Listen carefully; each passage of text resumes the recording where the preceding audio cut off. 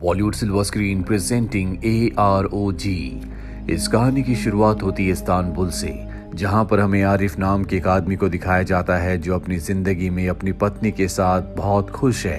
एक दिन उसके पास उसका पुराना दोस्त लॉगर आता है और आरिफ से कहता है कि मैंने आसपास एक बहुत ही अजीब चीज देखी है, वो चीज मैं तुम्हें भी दिखाना चाहता हूँ। और इसके बाद लॉगर अपने असिस्टेंट के साथ आरिफ को लेकर उस जगह के लिए निकल पड़ता है, लेकिन जल्दी आरिफ को पकड़ लेते हैं और एक मशीन के साथ उसके हाथ पैर बांध देते हैं। दरअसल ये एक टाइम मशीन है। लॉगर आरिफ की पत्नी को बहुत पसंद करता है, वो उसे पाना चाहता है, इसीलिए उसने चाल चली है। इसके बाद लॉगर एक मशीन के ऊपर लेटकर अपना पूरा हुलिया बदल देता है। अब वो हूबहू आरिफ की तरह है। वो आरिफ से कहता है कि अब मैं इस नए रूप में, जो कि तुम्हारा है, तुम्हारी पत्नी से मिलूंगा और वो मेरी हो जाएगी। ये सुनकर आरिफ को बहुत गुस्सा आता है, वो जोर से चिल्लाता है, लेकिन अब वो टाइम मशीन शुरू कर देते हैं, जिसके बाद ये आरिफ को इस वक्त से पास्ट में 10 लाख साल पीछे भेज देते हैं। आरिफ जिस काल में, जिस समय में पहुंच चुका है, ये डायनासोर युग है। यहाँ पर चारों तरफ खतरा है। आरिफ इस जगह पूरी तरह से अकेला होता है। तभी वहाँ पर कुछ एप्स आते हैं जो कि बहुत फ्रेंडली होते हैं। आरिफ उनके साथ खेलने, उन्हें बातें समझाने की कोशिश करता है, लेकिन उनके अंदर इतनी समझ नहीं होती। आरिफ उन्हें बहुत कुछ सिखाना चाहता है, जो एप सीखना भी चाहते हैं, लेकिन इसका कोई भी फायदा नहीं होता। उनका दिमाग इंसानों की तरह विकसित नहीं होता। अब आरिफ इनके साथ ही रहना शुरू कर देता और सर्दियां आ जाती है। सर्दियों का टेम्परेचर बहुत ज्यादा डाउन होता है। सर्दियां किसी तरह से यहाँ पर बिताने के बाद जब गर्मियां आती है तो आरिफ को एहसास हो जाता है कि उसे यहाँ से आगे मूव करना होगा, उसे इंसानों को ढूंढना होगा, क्योंकि वो इन एप्स के साथ पूरी जिंदगी नहीं बिता सकता। और आज तक उसने जो भी एप्स को सिखाया होता है उन्होंने अच्छे से नहीं सीखा होता।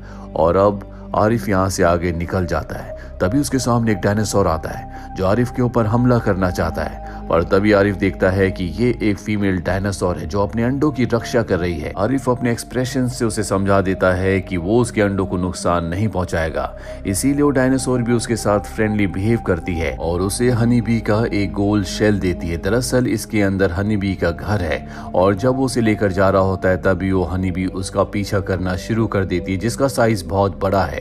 दरअसल ये बहुत पुराना वक्त है और इस वक्त में हर किसी का साइज बहुत बड़ा था। आरिफ अपनी जान बचाने के लिए उस हनी बी से भागता है और वो एक पेड़ के पीछे छुपने में कामयाब भी हो जाता है, लेकिन हनी बी ने उसे डंक मार दिया था, इसीलिए वो बेहोश होने लगता है। अभी वो अपने ऊपर 2 आदिवासियों को देखता है। इससे पहले कि वो उन्हें कुछ कह पाता, वो आदिवासी उसे बेहोश करके अपने साथ ले जाते हैं। आरिफ की जब आंखें खुलती है तो वो देखता है कि वो एक गुफा में है। उसके चारों तरफ बहुत सारे आदिवासी हैं जो उससे डर रहे होते हैं, क्योंकि उसके कपड़े, उसका हर एक चीज उनसे बहुत अलग होता है। साथ ही आरिफ को मारने की तैयारी भी कर रहे होते हैं, लेकिन आरिफ इन लोगों की भाषा को जानता है। आरिफ इनके सरदार से कहता है कि मैं भविष्य से आया हूँ, मैं तुम जैसा ही आम इंसान हूँ। वो उन्हें कन्विंस्ड कर लेता है और तभी यहाँ पर दूसरे कबीले का सरदार अपने लोगों के साथ आ जाता है, जिस सरदार का नाम कारगा है। कारगा बहुत ही शक्तिशाली है।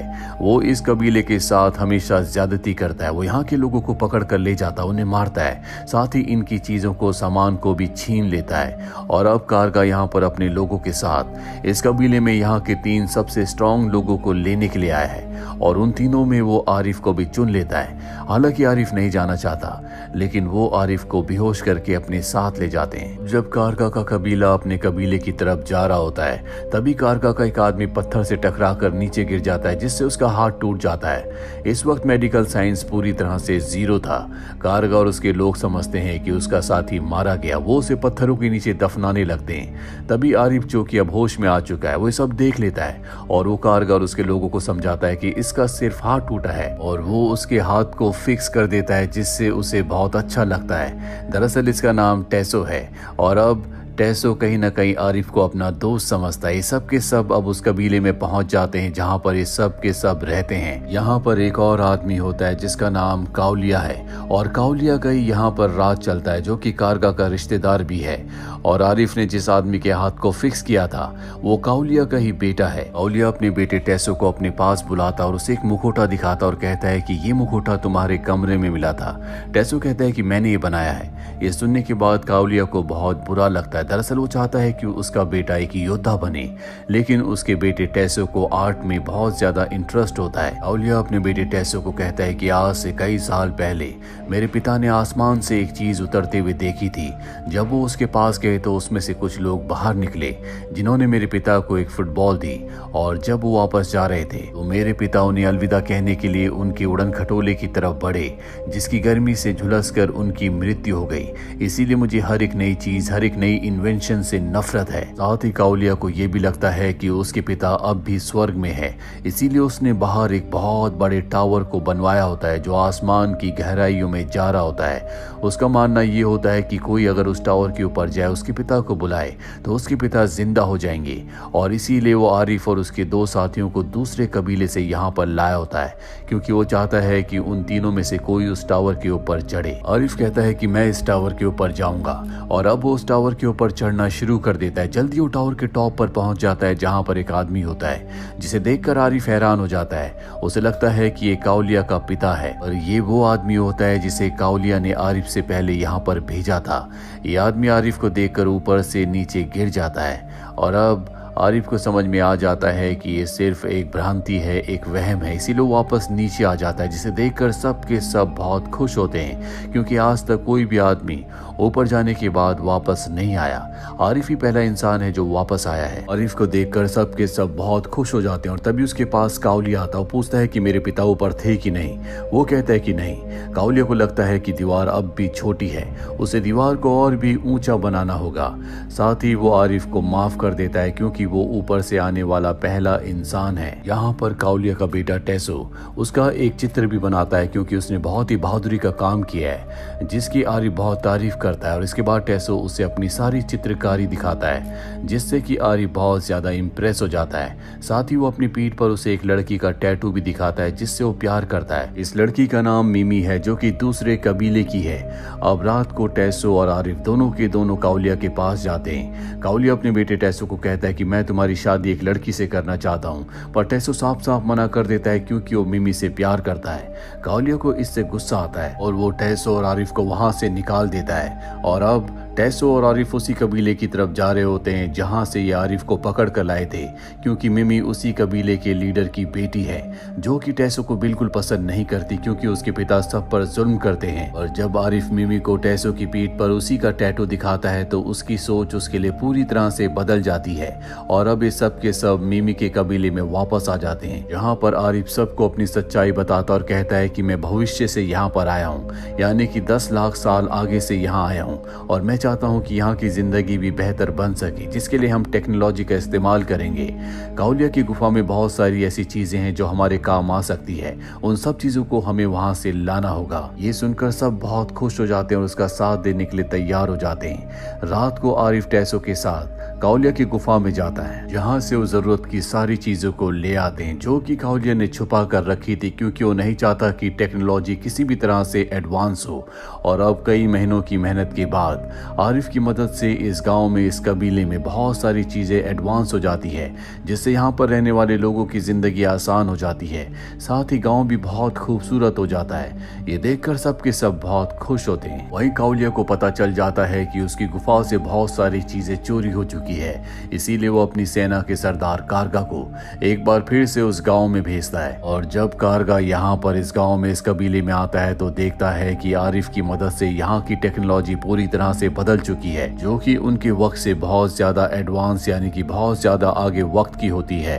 कारगा कहता है कि ये सारी चीजें मेरे हवाले कर दो, और आरिफ ऐसा करने से मना कर देता है। वो कारगा से कहता है कि वक्त बदल चुका है, अब हम तुमसे नहीं डरते, और वो कारगा का मजाक भी उड़ाता है। कारगा कहता है कि जल्दी मैं अपनी पूरी सेना के साथ वापस आऊंगा, और वो वहां से चला जाता है। अब एक दिन आरिफ इस गांव के, इस कबीले के बच्चों का जब नाटक देख रहा होता है, तभी उसे कुछ शोर सुनाई देता है, और जब वो गांव की तरफ वापस जाता है तो देखता है कि काउलिया की सेना के सरदार, जिसका नाम कारगा है, उसने पूरे गांव को जला दिया है, और वो यहाँ से निकल चुका है। ये देखकर आरिफ को बहुत गुस्सा आता है, इसीलिए काउलिया के पास जाता और कहता है कि तुम्हें सब कुछ बंद करना होगा, साथ ही जो हमारा नुकसान हुआ है उसकी भरपाई करनी होगी। लेकिन काउलिया साफ साफ मना कर देता है, जिसके बाद आरिफ कहता है कि हम एक फुटबॉल मैच खेलते हैं, अगर इस फुटबॉल मैच में हम जीते तो तुम कभी भी हमारे गांव में हमारे लोगों को, हमारे कबीले को परेशान नहीं करोगे, और अगर तुम जीतते हो तो मैं तुम्हारे उस टावर को, उस दीवार को जिसके ऊपर चढ़कर तुम अपने पिता को वापस लाना चाहते हो, अकेले ऊंचा करके वापस ले आऊंगा। काउली उसकी शर्त मान जाता है। दरअसल आरिफ को ऐसा लग रहा होता है कि इन्हें फुटबॉल खेलना नहीं आता, लेकिन जो स्पेसशिप ऊपर से नीचे आया था जिसने इन्हें फुटबॉल दी थी, दरअसल उन्होंने इन्हें फुटबॉल खेलना सिखाया भी था। काउली आरिफ को अपने फुटबॉल प्लेयर्स दिखाता है जो बहुत ज्यादा एक्सपर्ट होते हैं। इसके बाद आरिफ अपने गांव, अपने कबीले वापस आ जाता है, जहां उसे पता चलता है किसी को फुटबॉल खेलना नहीं आता, लेकिन फिर भी वो ऐसे लोगों को चुनता है जो फुटबॉल खेल सकते हैं। वो उन्हें प्रैक्टिस करवाता है और कुछ दिनों की प्रैक्टिस के बाद सबको फुटबॉल खेलना आ जाता है। और अब काउली की टीम से इनका मैच होता है। काउली की टीम बहुत अच्छा फुटबॉल खेल रही होती है, इसीलिए वो एक के बाद एक 4 गोल्स कर देती है। साथ ही वो चीटिंग भी कर रही होती है। आरिफ इस बात से परेशान होता है कि उसे किसी भी कीमत पर इस मैच को जीतना होगा, नहीं तो वो अपनी जान से हाथ धो बैठेगा, क्योंकि वो किसी भी कीमत पर काउली के पिता को वापस नहीं ला सकता। तभी आरिफ की टीम का एक प्लेयर एक गोल कर देता है, जिसे करने के बाद वो इतना खुश हो जाता है कि वो आगे बढ़ता हुआ आग में गिर जाता है। अब हाफ टाइम के बाद टीम का स्कोर होता है 4-1, यानी कि काउली की टीम ने किए 4 गोल और आरिफ की टीम ने किया है 1 गोल। हाफ टाइम के बाद एक बार फिर से मैच शुरू होता है और अब आरिफ बहुत अच्छा परफॉर्म करता है। वो एक के बाद एक 3 और गोल्स कर देता है, जिससे स्कोर 4-4 की बराबरी में आ जाता है और अब इन्हें जीतने के लिए सिर्फ 1 गोल करना है। और जब आरिफ की टीम का एक प्लेयर गोल करने वाला होता है, जिसके लिए ऊपर उड़ता है, तभी वहां पर एक उड़ने वाला डायनासोर आता है और उसे पकड़कर अपने साथ ले जाता है, जिस पर काउली की टीम आरिफ की टीम का मजाक उड़ाती है। ऐसो को इससे गुस्सा आता है और वो काउली की टीम के एक प्लेयर को अपना हेड मार देता है, जिससे उन्हें पेनल्टी मिलती है।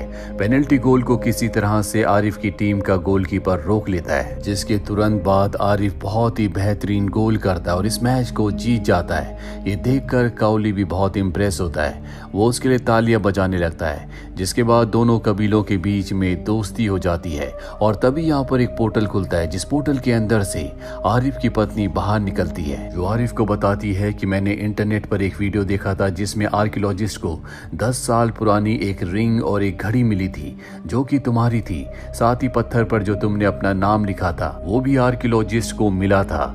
इसके बाद मेरे घर पर लोगर आया, हालांकि वो तुम्हारे भेष में था, लेकिन उसने अपनी आंख का एक लेंस कहीं गिरा दिया था, जिससे मैं उसे पहचान गई। मैं उसे गन पॉइंट पर लेकर उस जगह पर आई जहां से उसने टाइम मशीन से तुम्हें इस वक्त में भेजा था, और मैंने उसे मजबूर किया कि मुझे भी वो यहाँ पर भेजे, और अब मैं तुम्हें वापस लेने के लिए आई हूँ। ये सुनकर आरिफ को बहुत खुशी होती है और अब वो यहाँ पर सभी लोगों को अलविदा कहता है और अपनी पत्नी के साथ अपने वक्त में वापस चला जाता है, जहाँ पर लोगर भी है, और वो लोगर को उसी की टाइम मशीन से 10 लाख साल पीछे भेज देता है, जहाँ से वो वापस प्रेजेंट में आया है। वहाँ पर कबीले वाले देखते हैं कि आरिफ एक बार फिर से वापस आ चुका है, क्योंकि लोगर उसी के भेष में होता है, पर जल्दी वो समझ जाते हैं कि ये लोगर नहीं है। तभी पीछे से एक डायनासोर आता है जो लोगर को निगल जाता है, और इस तरह से बुरा करने वालों का बुरा ही अंजाम होता है। यहीं पर ये फिल्म, ये कहानी खत्म हो जाती है। उम्मीद करते हैं कि ये कहानी आपको पसंद आई होगी।